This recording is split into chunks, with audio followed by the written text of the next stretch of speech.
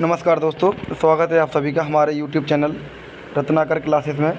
आज हमारा टॉपिक रहेगा क्रिस्टल संरचना में अपूर्णता या दोष। ये कैसे होती है वो समझ लीजिए पहले। इसका कारण है किसी क्रिस्टल में जो क्रिस्टल होते हैं उसमें जो घटक कण होते हैं पूर्ण रूप से नियमित क्रम में कोई भी विचलन अपूर्णता या दोष कहलाता है। मान लीजिए कोई काम कर रहा है, जैसे क्रिस्टल बना हुआ होता है इस तरीके से। इसमें जो भी छोटी मोटी कोई गलती होने के पश्चात क्या हो जाता है, कोई ना कोई दोष उत्पन्न हो जाता है। बस इसी वजह से कोई ना कोई मिस्टेक होने की वजह से क्या हो जाता है, अपूर्णता या दोष हो जाता है। मतलब कोई सी भी मिस्टेक हो जाए काम करने में तो उसमें गलतियाँ निकाल दी जाती है। इसी तरीके से इसमें बोला गया अपूर्णता या दोष। अब आइए देखते हैं ये कितने प्रकार के हैं। तो लिखा है क्रिस्टल दोष, लिखा है बिंदु दोष, इलेक्ट्रॉनिक दोष, रेखीय दोष। तो हमारे सिलेबस में जो भी है उसको हम पढ़ेंगे और सबसे ज़्यादा इम्पोर्टेंट है आपका इलेक्ट्रॉनिक दोष। और इलेक्ट्रॉनिक दोष में स्टोइकियोमेट्रिक दोष और इसमें शॉर्टकी और फ्रैंकल, ये दो इम्पोर्टेंट बहुत ज़्यादा है। फिलहाल हम आपको इलेक्ट्रॉनिक दो, ये बिंदु दोष का टाइप है इलेक्ट्रॉनिक दोष, और बिंदु दोष पढ़ा देंगे। फिर से समझ लीजिए, यहाँ पर ज़्यादा हो गया। ये बिंदु दोष के टाइप है स्टोइकियोमेट्रिक और नॉन स्टोइकियोमेट्रिक। तो इसमें स्टोइकियोमेट्रिक वाला ही ज़्यादा इम्पोर्टेंट है, जो कि शॉर्टकी और फ्रैंकल के नाम से आते हैं। ठीक है, ये वाला कोई ख़ास इम्पोर्टेंट नहीं है। इसको जब हम पूरा कंप्लीट कर लेंगे इसके बाद क्वेश्चन वगैरह करेंगे, तो अगर दिखाई देगा क्वेश्चन में तो हम करेंगे इम्पोर्टेंट क्वेश्चन के हिसाब से, अदरवाइज़ हम इसको नहीं करेंगे। तो स्टोइकियोमेट्रिक दोष को ही करेंगे हम। तो आइए देखते हैं। सबसे पहले लिखा हुआ है, सबसे पहले यहाँ पर लिखा है इलेक्ट्रॉनिक दोष, और इलेक्ट्रॉनिक दोष को हम पहले पढ़ लेंगे, इसके बाद बिंदु दोष और स्टोइकियोमेट्रिक को पढ़ेंगे। तो इसको देख लीजिए पहले लिखा हुआ क्या है, ये आप स्ट्रक्चर बना लेना पूरा, गौर से देखेंगे। लिखा है इलेक्ट्रॉनिक दोष। इलेक्ट्रॉनिक दोष में क्या है, ये दोष इलेक्ट्रॉनों के कारण होते हैं। तो ये पॉइंट तो इसी से समझ में आ रहा है, इलेक्ट्रॉनिक दोष किसके कारण होता है, इलेक्ट्रॉनों के कारण होता है। परम शून्य ताप पर क्रिस्टलों में इलेक्ट्रॉन न्यूनतम ऊर्जा स्तर में होते हैं। ताप बढ़ाने पर ये इलेक्ट्रॉन उच्चतम ऊर्जा स्तर में चले जाते हैं। तो जब आप ताप बढ़ाएंगे तो ये इलेक्ट्रॉन उच्चतम ऊर्जा स्तर में चले जाते हैं, ये ध्यान रखना। परम शून्य ताप पर क्रिस्टल में इलेक्ट्रॉन न्यूनतम ऊर्जा स्तर में होते हैं। जैसे ही आप ताप बढ़ाएंगे तो क्या हो जाएंगे, ये इलेक्ट्रॉन उच्च ऊर्जा स्तर में प्रोन्नत हो जाते हैं, मतलब चले जाते हैं। कुछ क्रिस्टलों में ये इलेक्ट्रॉन मुक्त अवस्था में भी आ जाते हैं। कुछ क्रिस्टलों में ये इलेक्ट्रॉन कैसे मुक्त अवस्था में भी आ जाते हैं, फ्री हो जाते हैं, जिससे क्रिस्टलों में विद्युत चालकता बढ़ जाती है। तो क्रिस्टल में विद्युत चालकता बढ़ने का कारण क्या है, ये मुक्त इलेक्ट्रॉन।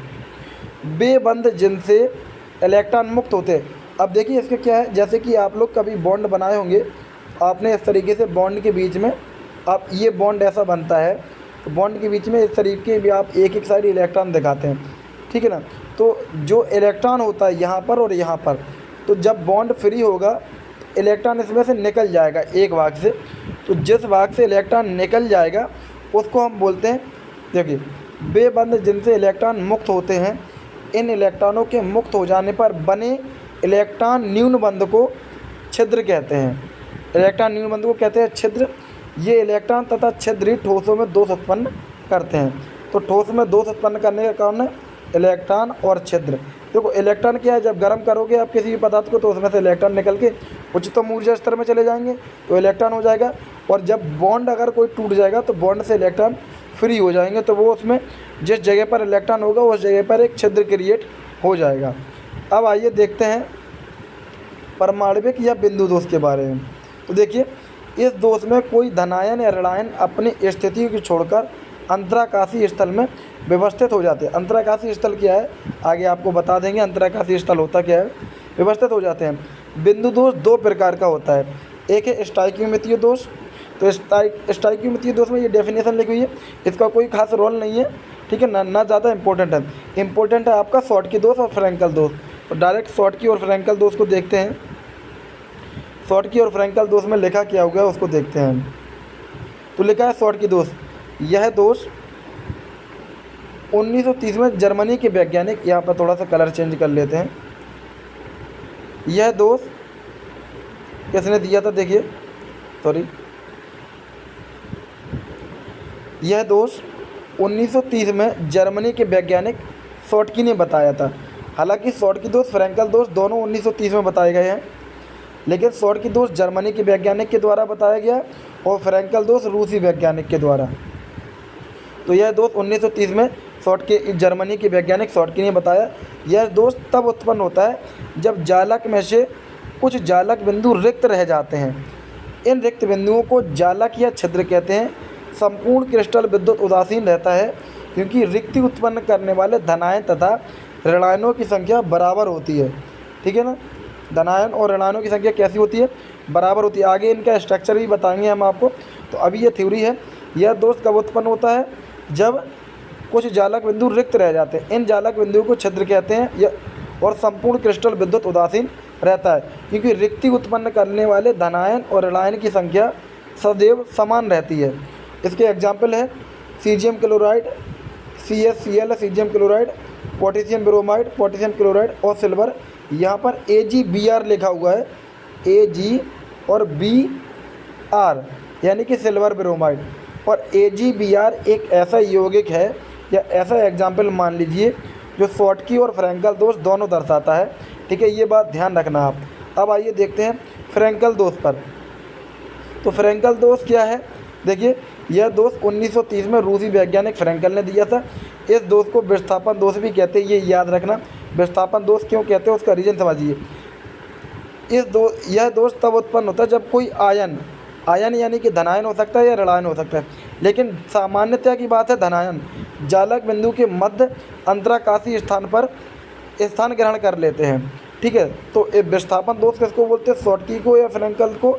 तो याद रखना, फ्रैंकल को विस्थापन दोष बोलते हैं। एग्जाम्पल क्या है? Zinc sulphide, AgCl, Agi। ठीक है ना, ये ध्यान रखना है आपको एग्जाम्पल इसकी। अगर आप याद भूल जाए तो AgBr एक एग्जाम्पल याद रखें आप।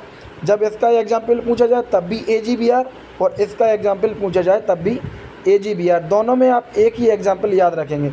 अब देखिए, कुछ यहाँ पर कुछ लिखा हुआ है, इंपॉर्टेंट पॉइंट है ये वाला। AgBr शॉर्टकी तथा फ्रैंकल दोनों दोष प्रदर्शित करता है। एक पॉइंट ये है, ताप में वृद्धि होने से शॉर्टकी दोष में वृद्धि होती है। शॉर्टकी दोष में घनत्व की भी कमी हो जाती है। ठीक है, ये पॉइंट आपको ध्यान रखना। ये तो आपको पहले ही बता दिया था। तो ताप में वृद्धि होने से शॉर्टकी दोष में वृद्धि हो जाती है और शॉर्टकी दोष में घनत्व की कमी होती है। आइए अब थोड़े से इनका स्ट्रक्चर देख लेते हैं। देखिए, यहाँ पर आप देख पा रहे होंगे एक प्लस एक माइनस के रूप में यहाँ पर लिखा है m plus x minus plus minus plus minus same to same रहेगा। तो देखेंगे अब थोड़ा सा इसमें क्या है, हमें देखना क्या है। देखिए, एक धनायन जाएगा, यहाँ पर आप देखेंगे m नहीं है क्योंकि m x m x यही चल रहा है, xm xm xm mx mx mx इस तरीके से। तो जो m गायब होगा तो m के चारों ओर आ जाएगा आपका x, और अगर x गायब होगा, देखिए यहाँ पर देखिए m के बाद x आता तो x नहीं है, x के चारों तरफ आएगा आपके m। तो बस यही आपका है किसका? शॉर्टकी दोष का स्ट्रक्चर। तो ये आपको स्ट्रक्चर बनाना होगा। ठीक है ना, याद रखें, कुछ बहुत इजी है, प्लस माइनस करना है आपको। और जब प्लस वाले को गायब करेंगे तो उसके चारों ओर माइनस वाले आएंगे, और माइनस वाले को गायब करेंगे तो उसके चारों ओर प्लस वाले आएंगे, ये वाले। ठीक है, अब हम स्ट्रक्चर देखते हैं शॉर्टकी। तो अब हमें स्ट्रक्चर देखना था फ्रैंकल दोष का। तो फ्रैंकल दोष में भी यही है। देखिए, एक के ऊपर प्लस, एक के ऊपर माइनस, प्लस माइनस करना है। लेकिन उसमें क्या बताया गया था कि उसमें सामान्यतः धनायन अंतराकाशीय स्थान पर चले जाए। अंतराकाशीय स्थान का मतलब होता है यहाँ पर A होना चाहिए था, अपने स्थान को छोड़ के यहाँ पर A आ गया।